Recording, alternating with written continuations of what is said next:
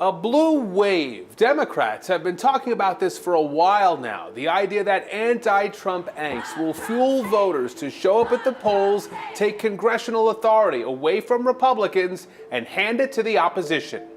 But Donald Trump is a pathological liar. So what do the Democrats have to do to take control? All 435 seats in the House of Representatives are up for grabs. Democrats have to flip 23 seats to wrestle control away from Republicans.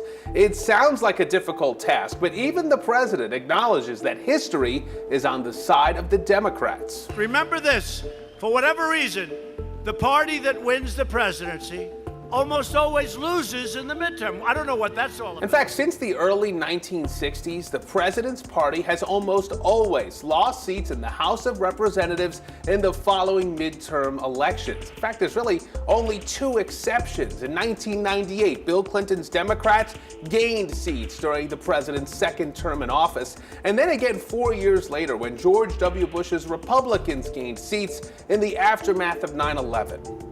Folks, it's time to get up, lift our heads up, remember who the hell we are. This is America. Let's take back the Senate. The trend generally holds true in the Senate as well, but it may not this year. Currently, the GOP has a 51-seat majority. There are 47 Democrats and 2 independents who caucus with the Democrats.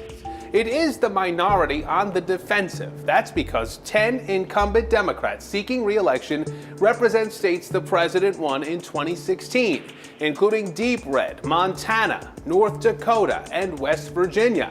On the flip side, just one Republican incumbent seeking re-election represents a state that Hillary Clinton won in 2016. Don't get complacent. There's an old saying, all politics is local. But in the era of Trump, when the president himself is calling on voters to make this election a referendum about him, they just might. And if history holds true, that could lead to a shift in power in the House and maybe even the Senate too.